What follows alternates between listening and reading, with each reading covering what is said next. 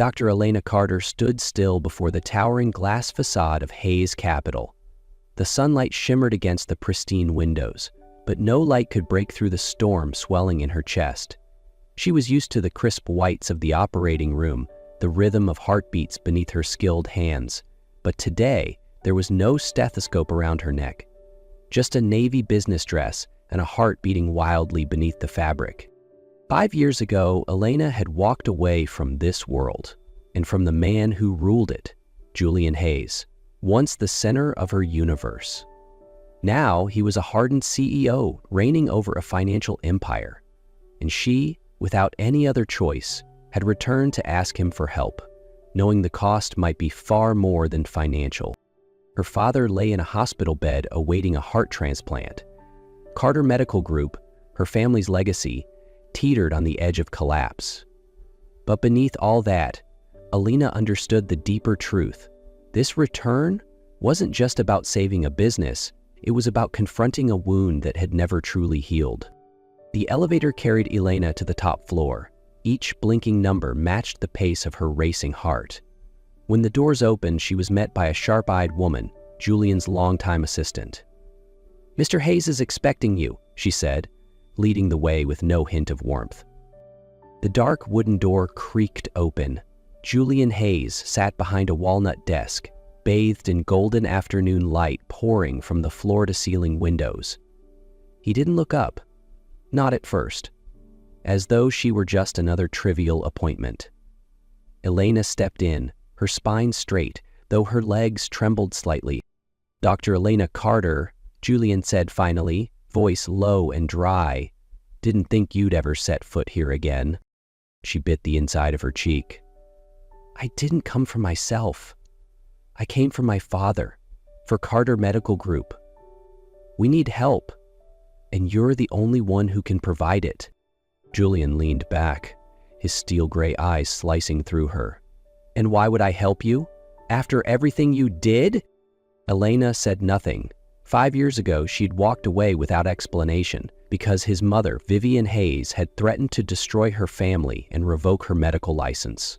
But Julian never knew, and if he did, would he even believe it? She steadied her breath. "Because you can. This isn't a plea. It's an investment opportunity. If you want a full restructuring plan, I have one ready." Julian laughed, a hollow, humorless sound, still sharp as always. "But I don't buy pretty speeches." He stood and walked toward her, each step tightening the air around them. "I'll help, but I want something worth my price." Elena's breath caught. "And what is your price?" Julian stared her down. 1 year. "You'll be my wife, on paper, and you'll give me a child." "You're not serious," she whispered, taking half a step back. Julian didn't blink. "You need money. I need stability. To silence the board after last year's scandal. A wife, a child, a perfect public image. It benefits us both." Each word hit like stone against her chest. As a doctor, she had sworn to preserve life, to uphold dignity, not to turn her body into a bargaining chip. But Julian's gaze remained cold, unmoving. He wasn't begging. He was making a deal. Elena turned toward the window. The city lights shimmered beneath the waning sun, distant like a world she no longer belonged to. She thought of her father, lying in a hospital bed, waiting for one final hope. She thought of the nurses, doctors, and staff at Carter Medical, counting on her to fight. She turned back to him, eyes unflinching, her voice sharp as steel. "I have conditions. After 1 year, I leave. No strings.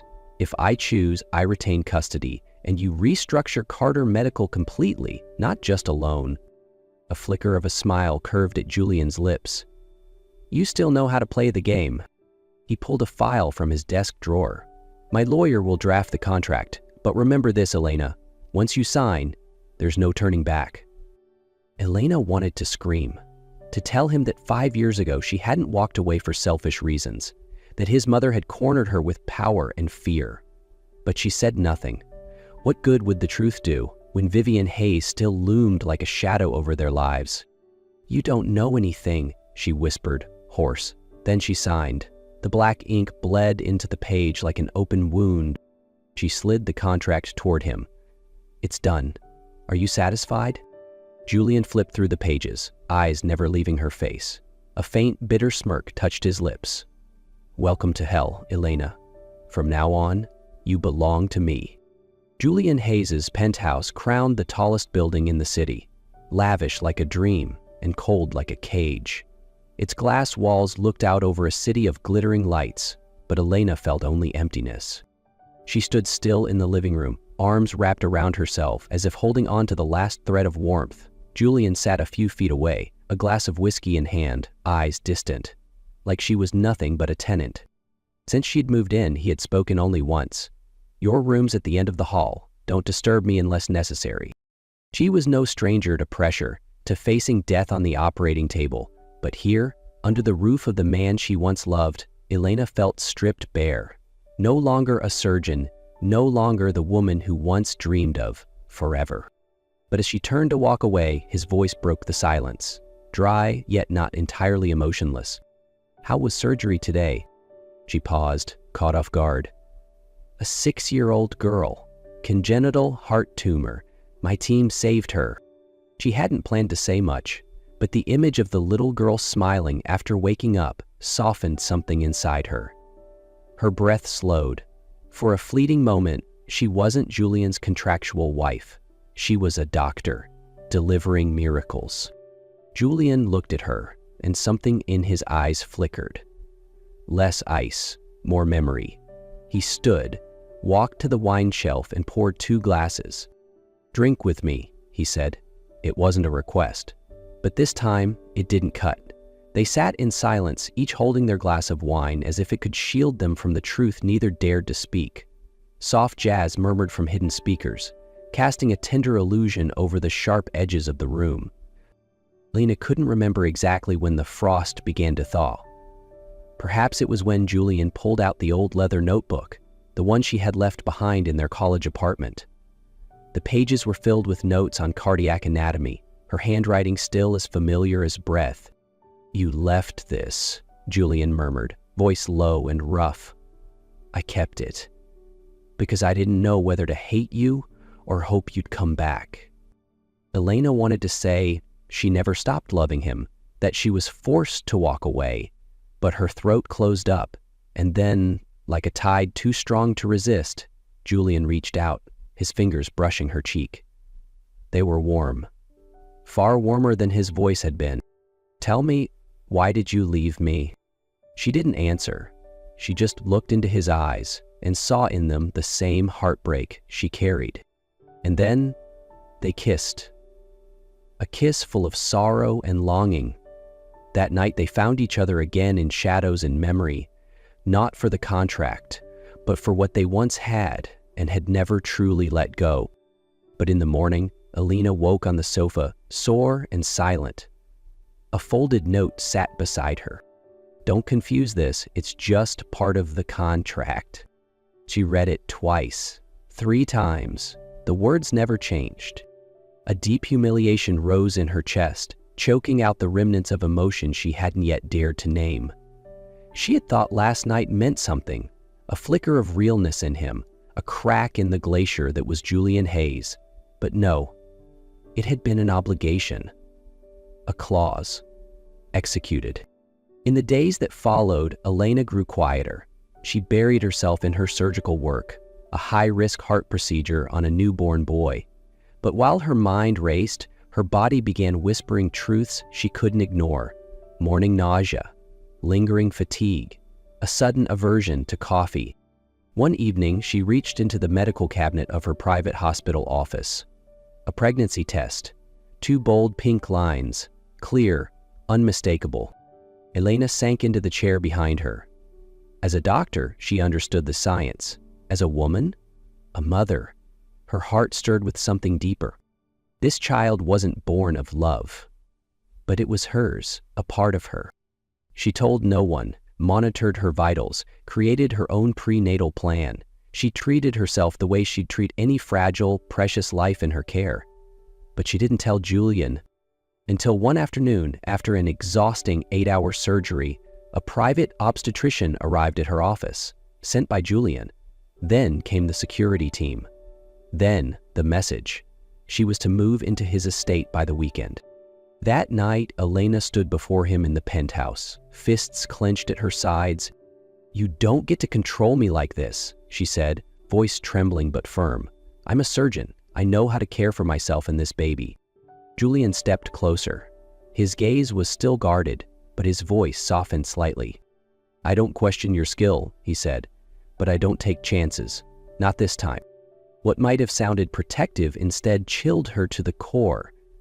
He hadn't asked how she felt, hadn't asked what she wanted. He only saw a child and the woman carrying it as a vessel. Elena sat quietly in the large reading room of her Julian's countryside estate, the place he had designated as her safe retreat for the past several weeks.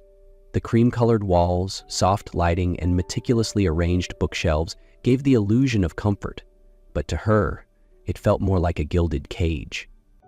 She held her phone close to her ear, voice barely above a whisper, as if even the walls might be listening.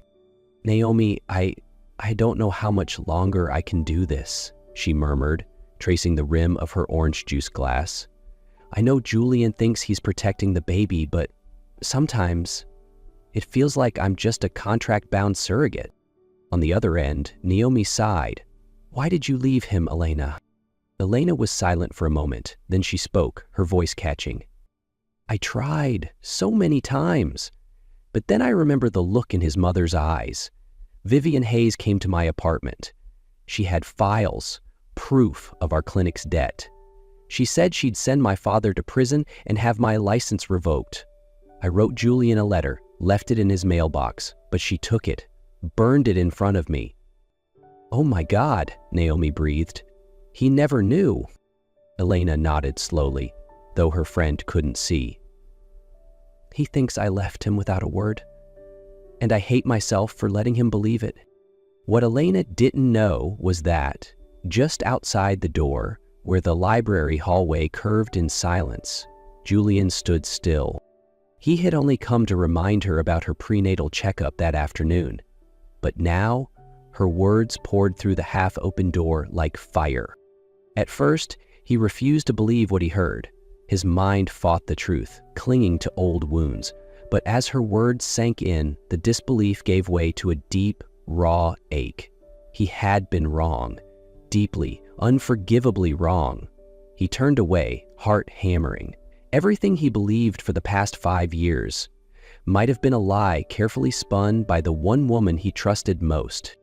Julian drove like a man untethered, tires skimming across rain-slicked streets. What he'd just heard couldn't be real. Elena had never betrayed him. She had written a letter. She left to protect her family. And he had hated her for 5 years, thrown daggers with every word, all because of a lie spun with careful precision. He arrived unannounced at his mother's estate. Vivian Hayes sat in her vintage armchair, swirling red wine, composed as ever, as though she hadn't destroyed a love story with her bare hands. "Julian, this is unexpected," she said, without looking up. "Let me guess, about the doctor again?" "Don't call her that," Julian said, jaw tight.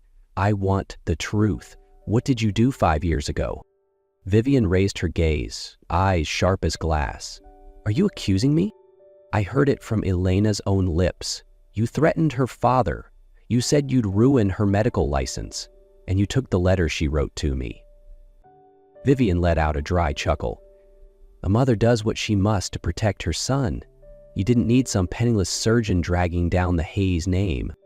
"You mean you destroyed my choice?" Julian's voice broke. "You ruined the only thing I ever believed in?" Vivian didn't flinch. "Love? That foolish thing?"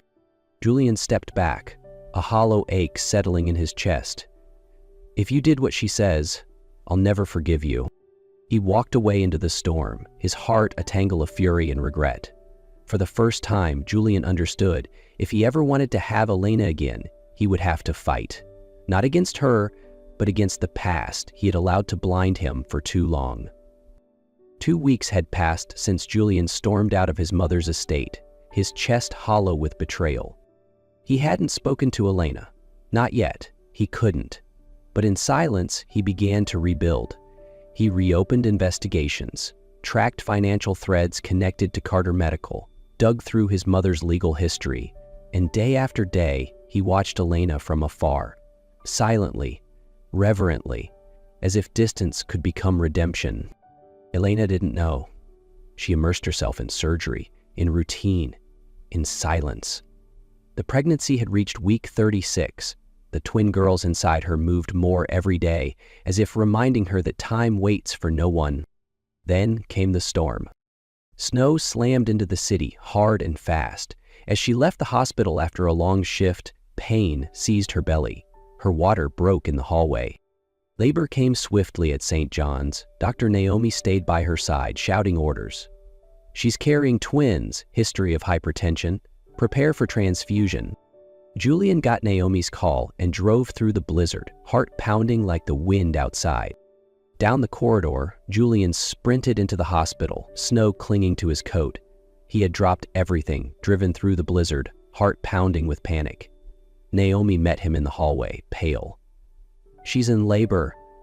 "But she's hemorrhaging. We're doing everything we can." Julian didn't wait.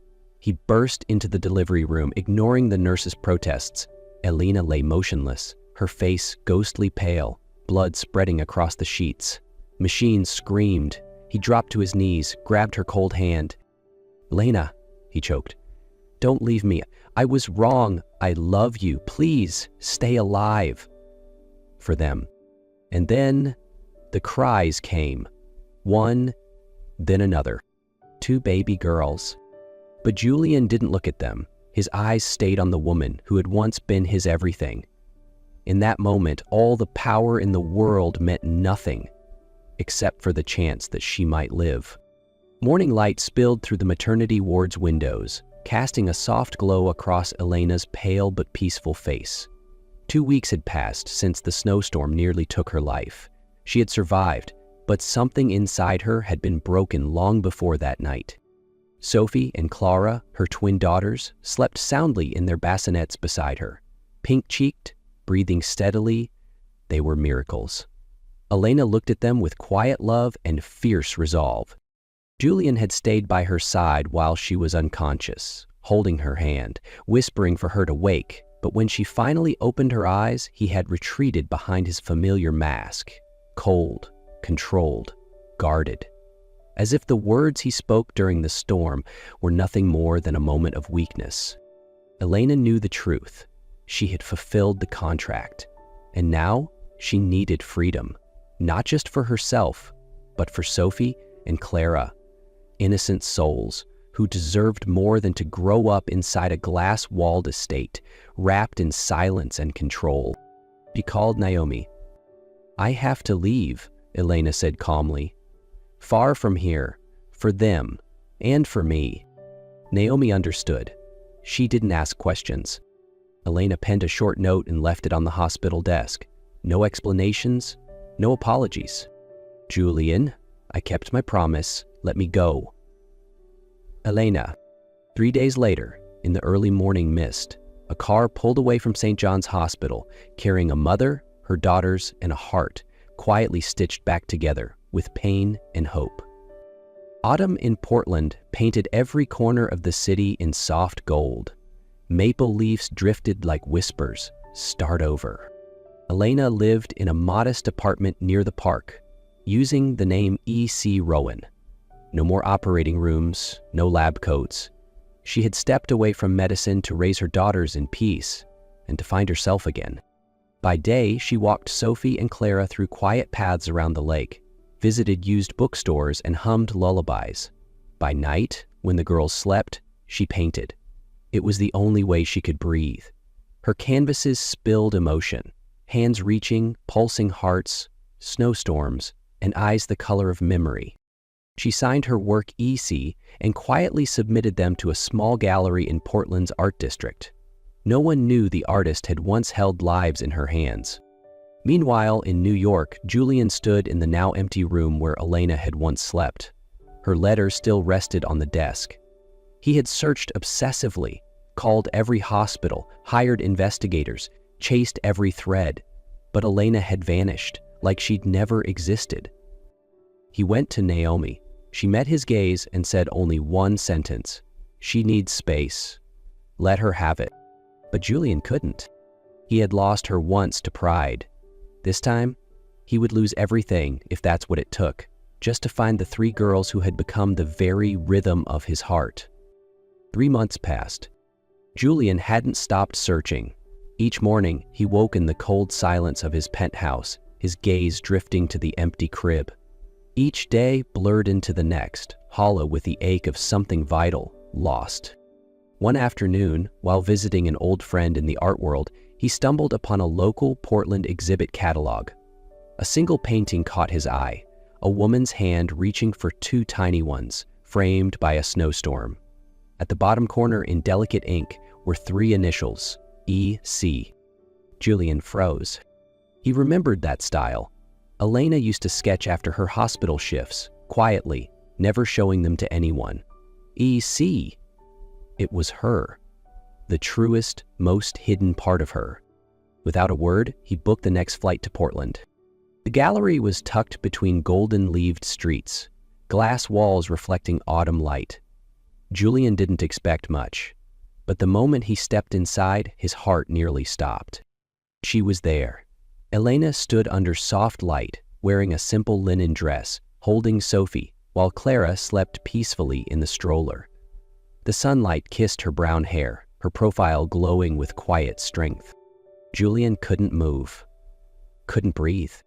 He simply watched, as if even one step closer might shatter the moment.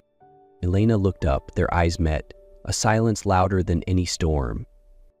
Elena froze as she spotted Julian among the crowd, his eyes locked on her and their daughters, unblinking, no suit, no CO facade, just a man whose gaze carried more sorrow than words ever could. "You shouldn't be here," she said softly, gently adjusting the scarf over Sophie's face. Julian stepped closer, but stopped a respectful distance away. "I know, but I saw your painting and I knew it was you. I couldn't walk away." Elena looked at him, her eyes no longer burning with anger, just quiet exhaustion. "I started over, Julian, somewhere peaceful. You being here, it stirs everything up." He swallowed hard. "I'm not here to take the girls. I don't want to take your freedom. I just needed to know you were alive. And to ask for a chance to make things right." "With what, Julian? You once used money to control me, a contract to bind me, lawyers to protect yourself. What do you have now?" He took a shaky breath. "Only the truth. And time, if you'll let me offer it." Under the warm light of the gallery, Elena didn't answer, but she didn't turn away either. In her arms, Sophie stirred. Clara slept peacefully.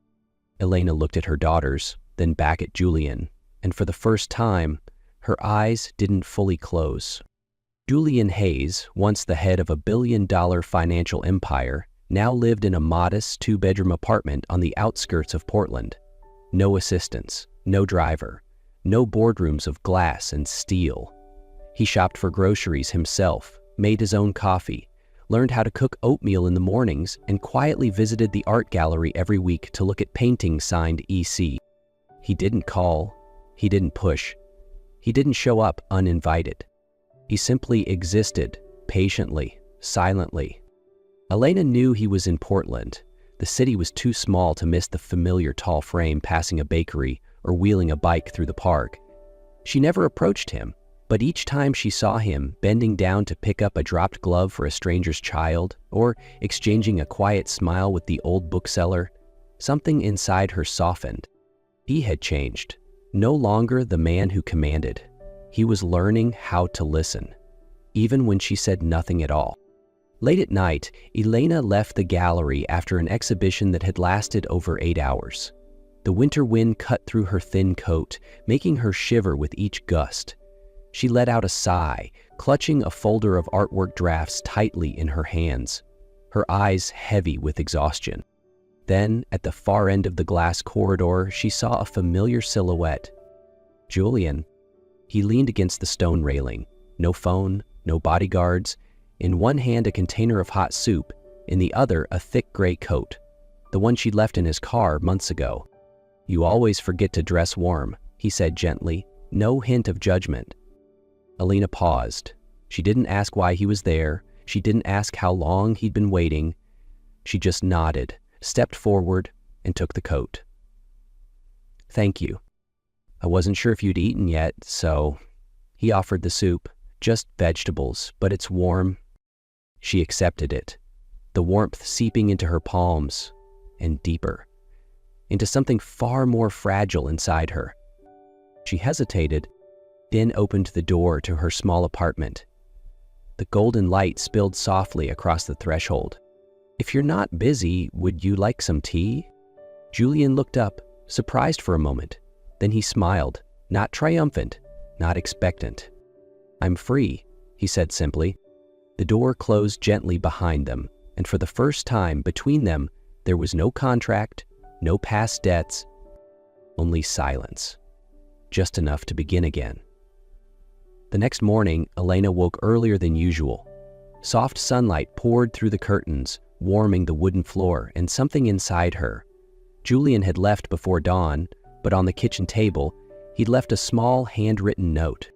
"Thank you for letting me stay, Jay." She held the note in her fingers, heart quiet, no promises, no expectations, just gratitude, as light as breath. And it was that simplicity that made her chest tighten. The entire day, Elena couldn't fully focus. She couldn't forget the way he cradled Clara, his arms unsure but careful.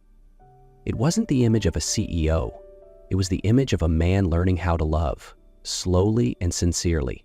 That evening, after Sophie and Clara had drifted to sleep, Elena stood before the mirror. She was no longer the woman from 5 years ago, the one forced to leave. Nor was she just a single mother surviving. She was Elena Carter, doctor, mother, and a woman with the right to choose. And tonight, she wanted to choose. She picked up her phone. For the first time, she was the one calling Julian. When he answered, his voice was surprised. "Elena?" She didn't say much, just one sentence. "Are you free tomorrow? I want you to have dinner with us." Not out of obligation, not for the past, but because she wanted him to be part of her present. Dust settled softly over the small house near Portland's Park. The breeze carried the scent of pine and the sound of children's laughter into the kitchen, where Elena was chopping vegetables. She glanced out the open window. Julian was pushing Clara's stroller, while Sophie clung to his leg, begging to be picked up. No more contracts, no more conditions, no more silence dressed as control. Just a family, imperfect but real. Julian fumbled while feeding the girls, spilling porridge on his shirt, frantically wiping it with his sleeve. Elena laughed, her eyes warm in a way that even surprised her. She wasn't guarded anymore, no longer cautious. Because the man in front of her was no longer the cold CEO. He was a father learning to love, and a partner willing to step back so she could move forward. That night, after the twins had fallen asleep, they sat outside on the porch, hand in hand, watching the stars. "Elena," Julian whispered, "if you'll let me, I'd like to stay, not to fix things, but to build, slowly, honestly." She turned to him, didn't answer with words, just rested her head on his shoulder and nodded. And in that moment, there was no ending, only a beginning, not of redemption, but of choice. A love once shattered, now rebuilt by her will, her timing, and her choice, to open the door again, not for the past, but for the future she would write.